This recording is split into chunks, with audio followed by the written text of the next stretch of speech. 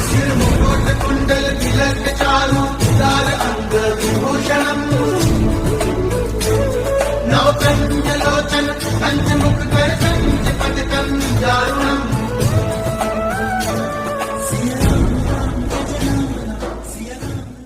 महाराज जी के आज के विशेषांक में रक्षा सूत्र परिवार के सभी सदस्यों का हार्दिक स्वागत है। बाबा जी के भक्तों को राम राम। वृंदावन की मधुर स्मृतियों में से महाराज जी और दोनों माँ की लीलाओं की मेरी सबसे प्रिय एक स्मृति का वर्णन किए बिना यह प्रसंग मेरे लिए अधूरा रह जाएगा। उन दिनों महाराज जी जीवंती माता जी और माँ कैंची में ही थे।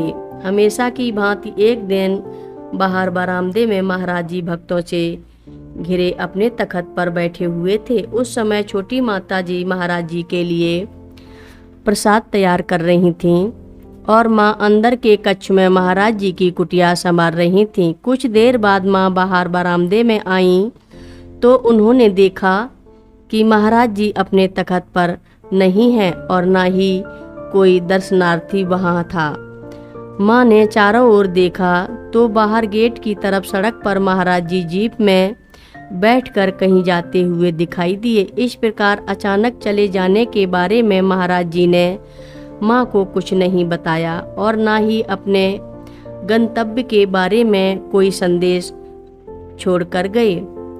इधर जीवंती माँ ने महाराज जी का प्रसाद तैयार कर लिया था। दोनों माँ काफी देर तक महाराज जी के लौटने की प्रतीक्षा करती रहीं, क्योंकि महाराज जी बिना प्रसाद ग्रहण किए चले गए थे। इसलिए दोनों माँ ने भी भोजन प्रसाद नहीं लिया।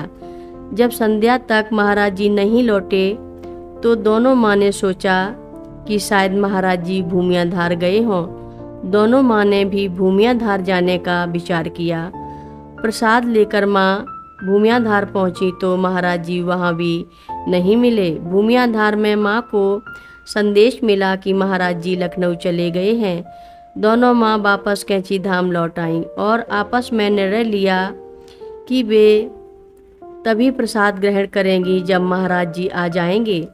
इस बीच भारी बारिश के कारण कैंची से आने जाने वाले मार्ग क्षतिग्रस्त हो गए, जिस कारण पर्वतीय क्षेत्रों सहित कैंची में भी आवश्यक वस्तुओं की आपूर्ति बाधित हो गई।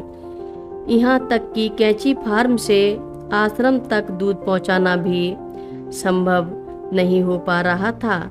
इस प्रकार 2-3 दिन बीत गए।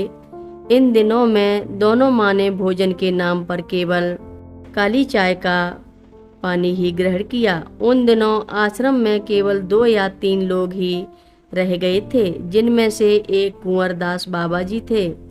लगातार बारिश से शिप्रा नदी के बढ़ते जल स्तर को देखते हुए सबने माँ से कैंची छोड़ने का आग्रह किया, परंतु महाराज जी की आज्ञा के बिना माँ ने कहीं जाने से मना कर दिया।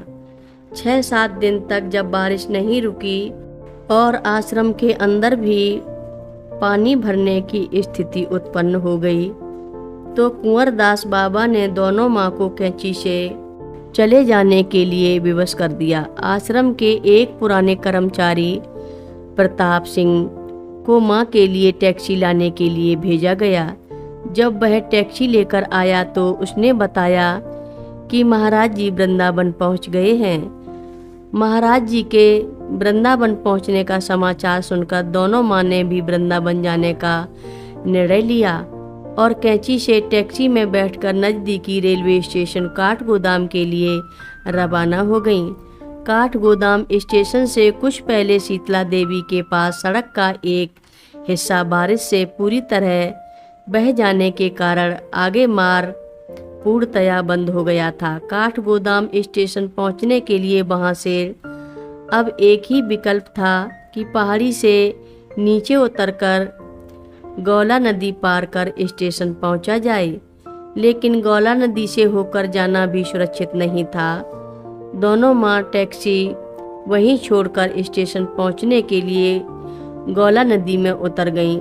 नदी के बढ़ते हुए जल स्तर और तेज बहाव में कमर तक गहरे पानी में माँ ने गौला नदी पार की और छोटी माता जी भी प्रताप जी की सहायता से उस पार पहुंच गईं।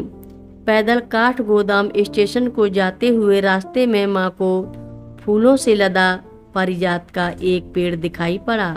इतने दिनों के उपवास एवं यात्रा की सारी कठिनाइयों को भूलते हुए माँ अपनी गीली धोती के पल्लू में पारिजात के फूल एकत्रित करने लगीं और कहने लगीं कि वह इनको महाराज जी के लिए वृंदावन लेकर जाएंगी। जब छोटी माता जी ने माँ को समझाया कि पारिजात के कोमल पुष्प वृंदावन पहुँचने तक गर्मी से खराब हो जाएंगे, तो माँ हमेशा की तरह छोटी माता जी की बात मान गई।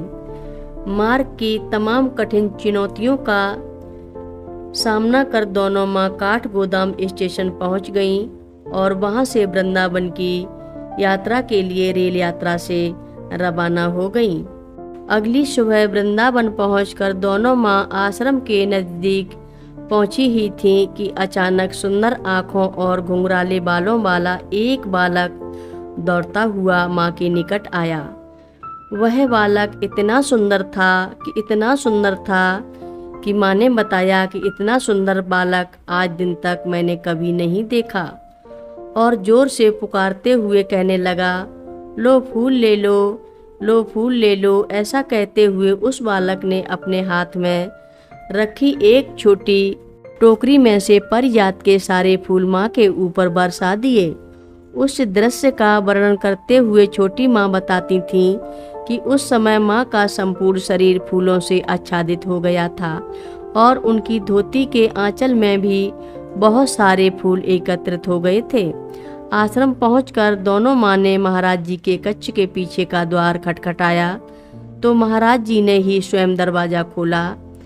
छोटी माँ बताती थीं कि उस समय महाराज जी के चेहरे पर प्रसन्नता की लालिमा जैसी थी। माँ को अपने सामने देखकर महाराज जी उल्लसित होकर बोले, कौन मिला है, कौन मिला? फिर अपने आप बोले, ठाकुर जी आए थे, ठाकुर जी आए थे। माँ जब महाराज जी को प्रणाम करने के लिए झुकी तो उनके आंचल से पारिजात के सुंदर सुंदर पुष्प महाराज जी के चरणों में गिर पड़े थे। वह बालक कोई और नहीं, स्वयं ठाकुर जी महाराज थे। हर रोज महाराज जी की कथाएं सुनने के लिए रक्षा सूत्र चैनल को सब्सक्राइब करें, शेयर करें और लाइक करें। घंटी बजाना ना भूलें। कमेंट बॉक्स में लिख भेजें, जय नीव करोरी बाबा जी महाराज। सभी भक्त मिलकर बोलो, नीव करोरी बाबा जी महाराज की जय जय बोलो, सिद्धि माता की जय जय बोलो।